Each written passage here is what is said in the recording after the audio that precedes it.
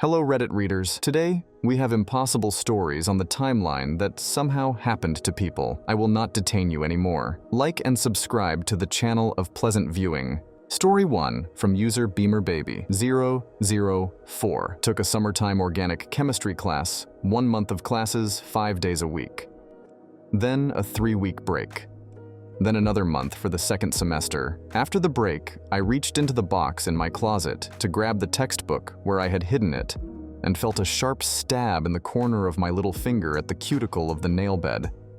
I was running late to class, so I thought nothing of it. I became ill with profuse sweating and nausea during the day.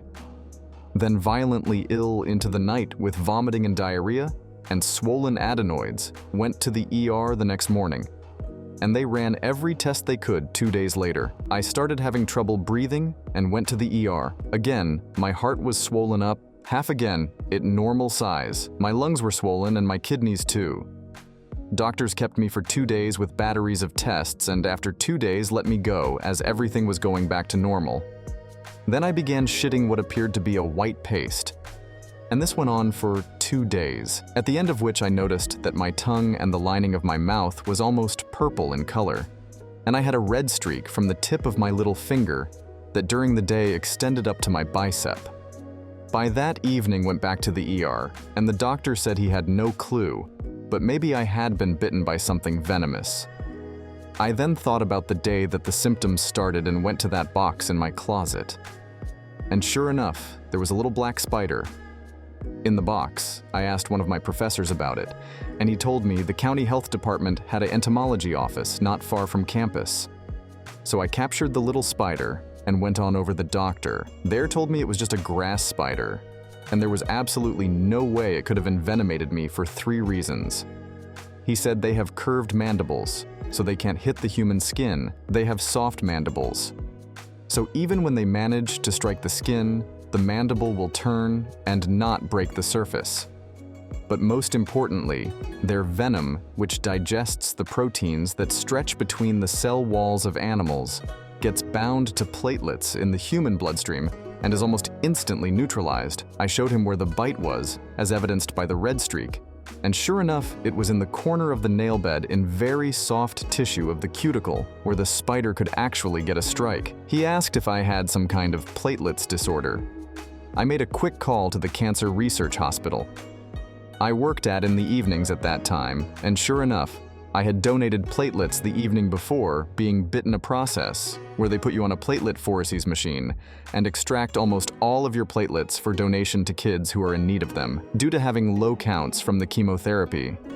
It was at this point that the entomologist started hyperventilating and asking all kinds of questions. He was low-key, freaking out. He kept repeating that this was a billion to 1 event, and he'd never heard of it before. He ended up getting me to sign some papers so he could have my medical records, and published a paper on it. Fun for him, but not so much for me.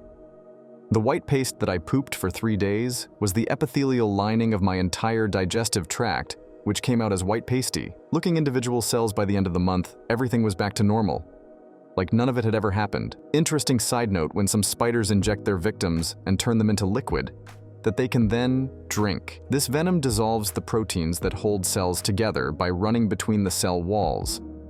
These proteins were the only things binding the cells together. Without these proteins, we would be reduced to a nasty white, almost liquidy paste edit. As it has been asked many times in the comments, I do not possess a copy or link to the paper the entomologist wrote, nor do I remember which journal it was in. This happened in the early 90s and may have never even been out on the internet. Also, I don't know if that journal even still exists. Can't be that many people reading journals on entomology. Also, he was a PhD in entomology and not a medical doctor.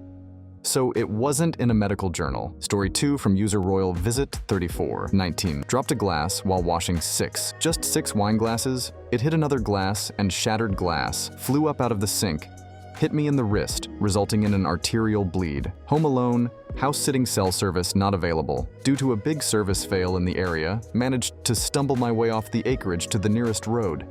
And a driver was able to call for police and ambulance too close. Too damn close.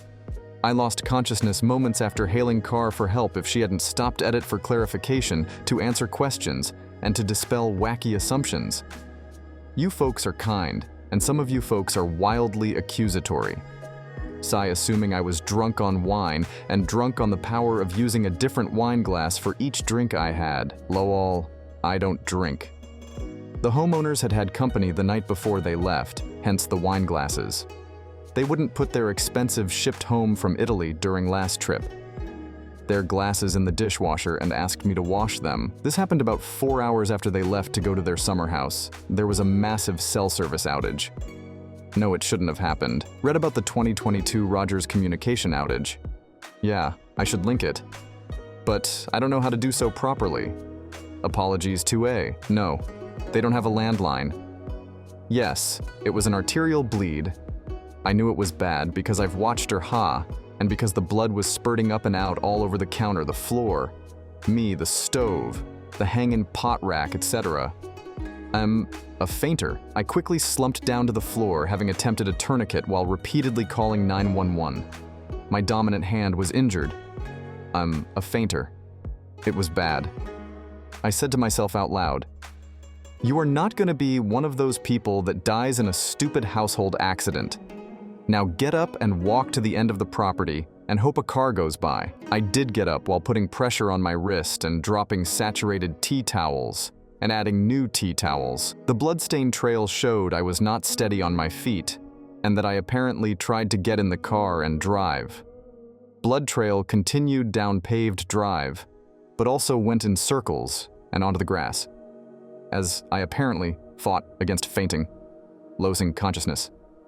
First car that drove by, wouldn't stop, I can't say. I blame them. Woman covered in blood stumbling. They may have been afraid. Car that stopped used. In-car comms on Star Apple. I don't know, to get help. But she wouldn't get out of her car until I guess she was sure this wasn't a domestic violence incident and she wasn't putting herself in danger. She would not touch me or help to apply pressure, just as I was passing out. And if you are a fainter, like I am, then you know when you're going to faint, and you know when you've reached the point where you can't do anything to stop it. A woman from another car ran up to me, and I asked her to keep pressure on, which she did, using her bare hands and a small rag over my blood-soaked tea towel. She saved my life. She didn't have to do that, and I'm eternally grateful to her. No, I don't know who she is.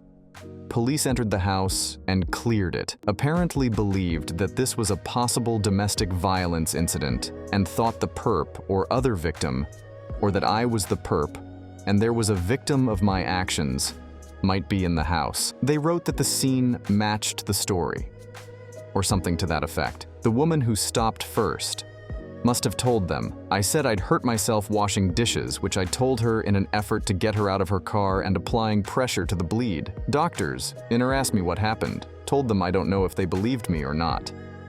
But as per normal protocol, they did ask me if I was safe at home. My license and health card showed I did not live in the area, so maybe then they believed I actually was just the house sitter. I was in the hospital for about 68 hours. Went back to the acreage, went to bed, slept for about 12 hours, cleaned the blood and glass. Up the next day, it was bad. Very bad. I no longer use glass containers. I use only plastic cups. I'm still a non-drinker. I still house. Said I do not hand wash glasses ever under any circumstances. And when hearing a glass break, I start to cry. Pathetic, but true.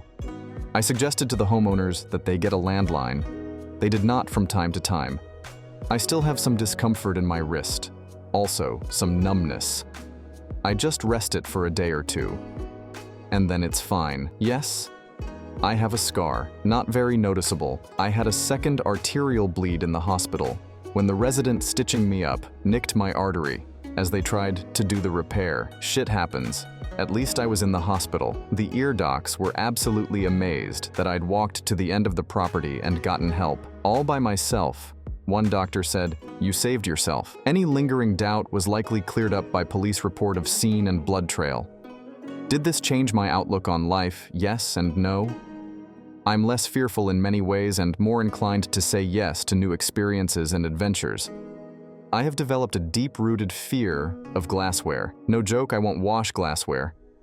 I was already aware of the random nature of life and death, as my parents died when I was young, and I've had other random shit happen to me, so I get it. Life is random. Life is fragile. In the face of so much bad luck, I've been lucky I'm still here. Still house-sitting. Take care, friends, and be careful. Washing those damn glasses, edited for brevity, and to satisfy someone's unquenchable thirst for paragraphs. Story 3 from user Debaser626 had a vasectomy. It was only 2 hours before it all went wrong, but I was following all the post-procedure stuff. Wear a jockstrap, gentle icing, no lifting, no exercise, plenty of rest, etc. I was actually quite excited to sit in bed for a few days and find a show to binge. When shit started going south, was laying in bed and had been feeling a weird twinge-pulling sensation for a bit, and finally put the tablet down to get a look down my shorts. The doctor said there might be swelling, but I wasn't quite prepared for what I saw. My ball sack had increased in size to about an orange, and my lower abdomen was swelling as well. There was a black-blue bruise that was spreading down my leg and up into the abdomen. Started to Google stuff, and had my wife call the doctor. She finally got a hold of the night attendant, and he told her it was normal. I tried to relax and get my mind off of things, but I was a bit anxious to say the least. I checked again about an hour later, and my balls had grown to the size of a small cantaloupe. They had swelled up so big that my penis had been entirely engulfed, except for the foreskin, be the mass of sack around it. My junk now looked like a furry, zombified cubur. I had never had a panic attack before, but my brain decided that now would be a good time to introduce that to my repertoire. My arm went numb. The world was spinning. I was struck by an impending sense of doom, and my heart felt like it was going to beat through my chest, thinking I was currently well along in the process of dying. I had my wife call 911. By the time EMS got there, I felt much better. Opiates, and I'm not Bill Gates. So I told them my wife would take me to the hospital. By this time I had to pee, and all I can say about that is it's quite an experience to have to fish your penis shaft out of your painful, grossly swollen ball sack and just barely get enough of the tip out to spray urine everywhere. Like an epileptic with a super soaker arrived at the ER, and they confirmed that yes, my shit was up. Out of a bit of horror and pity, they gave me some morphine in my IV right after the sonogram. In the chaos. However, I neglected to inform them I had just taken some opiate pain meds. Not to mention, I had doubled the dose considering my condition. I didn't ode or anything. But there was lots of puking and feeling like I was falling into myself. And other fun stuff I'd rather not endure again. Had to wait a bit for surgery. So they gave me some antibiotics beforehand to get that round of meds started. Unfortunately, I didn't realize that I was allergic to sulfa antibiotics. Nothing happened that night, thankfully, but for whatever reason, sulfas give me a male yeast infection. So I got to convalesce with a tube still draining blood and fluid out of my left nut. All the while, my penis was covered in slime and sores. The doctor said that the possibility of the initial complications alone was somewhere in the range of 001, let alone the rest of that nightmare. Still, at least it supplanted live moth in my ear canal as the one worst physical experience I've had to endure thus far in life. Story 4 from user Pink Elephant. I have a few.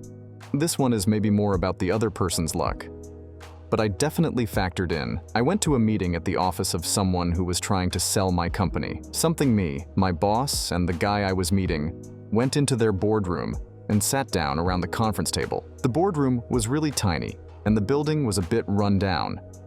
The table sat 4 people, and each of the chairs that the 3 of us sat in were pretty much right up against a wall. The meeting lasted just under an hour. At the close, the guy mentioned some standard dimensions for ads we could purchase and asked if I already had a copy that listed out these dimensions, or if he could grab me a printout to take back with me. I was pretty sure he had emailed it to me already, but I said, yeah, I'll take a copy, just in case my boss and I were still sitting, starting to pack up our things.